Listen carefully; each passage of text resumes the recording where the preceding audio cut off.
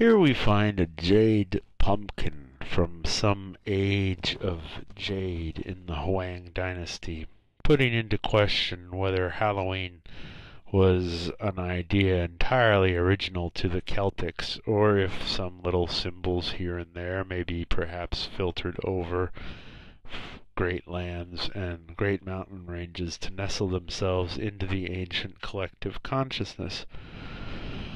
Certainly there could be found pumpkins in ancient China, and of course more than enough jade. Jade is a collection of softer stones and forms mostly along the inside weft of riverbeds, a favorite of the Oriental art world because of its plenitude, its accessibility to the impoverished, and its softness with which it could forever maintain detail in stone and yet be malleable to work with. Note the detail in what I am dismissing your nurse, said the man in the movie this documentarian watched last night.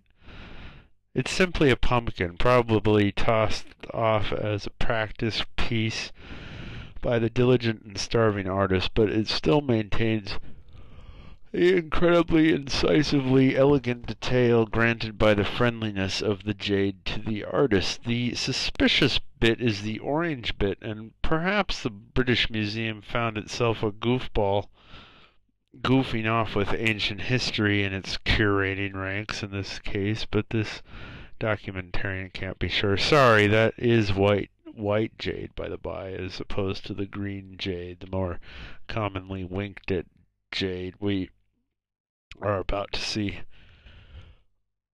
Oh, sorry, I see from my notes here this wasn't a pumpkin but a snuff bottle, which we'll come back to later. Jade arrow game.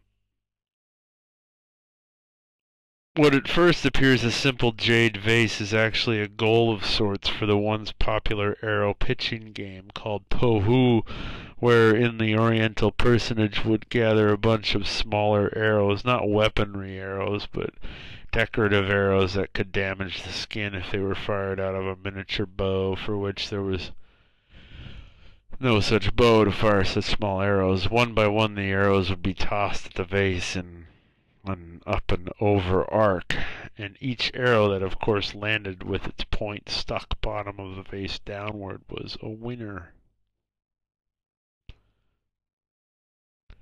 The Buddha, certainly the most famous figure in all of Oriental religion, Oriental religions being one of the four titans of religions back in the early dynasty and kingdom times, and this statue is no exception to the look of the polished and smiling Buddha. The Buddha we're all comfortable and used to and trust, even though his eyes have a wily glint. Still, the statue itself is marvelous, a bit chipped and tarnished from being in the British Museum's care, but otherwise a fun statue, a statue full of fireworks and vivacity. His creator, surely unable to know that no eternal life awaited him in reward for the religious design. Or, of course, if by that point the maker had sold away any art in the act of making more and more money of the time. And of course the artist was no longer in touch with any sort of God and afterlife. But even so, just by knowing of the Buddha, we come into an understanding of it, and it becomes even a part of our religious heritage, our own, here in this country.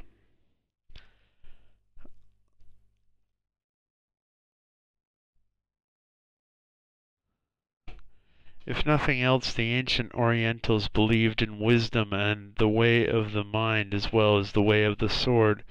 Therefore even samurais found themselves bearing a roll of scrolls under one arm and off to the local schooling institute.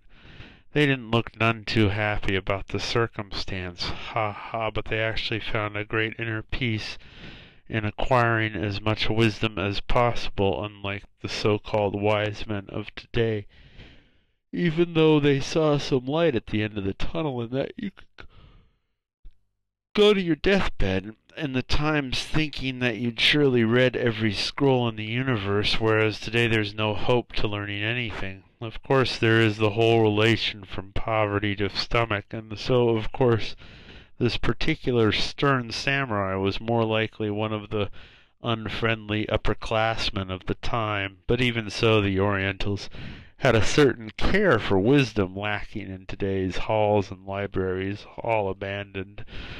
At this slow pace, the last frame of this shot will remind one of a liquid beads running down a window. Absinthe was, of course, a favorite drink of the Orientals. They would prepare it with a single shot of the green fairy in the bottom of the glass, and the wormwood in it gives the hallucinatory effect it supposedly gives people.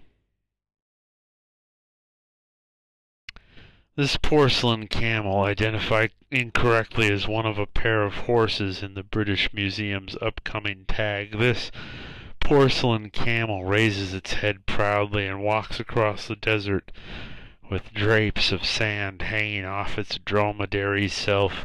It knows it needs little water and will walk fruitlessly for miles in the wrong direction if needs be, uniquely developed to the desert by thousands of years of breeding with Arabian stallions. You can have camels, and you can have camels, but never a needed be will they not be by your side. Take a quick backyard, take a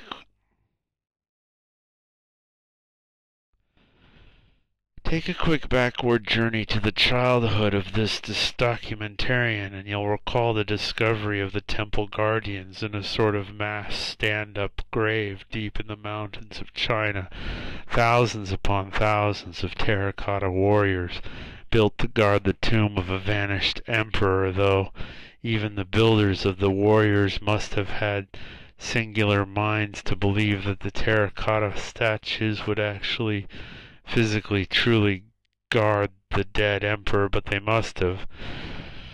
There they stood, rows upon rows of them, unable to guard against even dirt being shoveled upon them, but so the belief went anyhow. The temple guardians were made of a coincidentally named fierce terracotta, which flared red when taken to the kiln, but then settles and dried and cooled into a brownish color, but one that would last 1,000 years.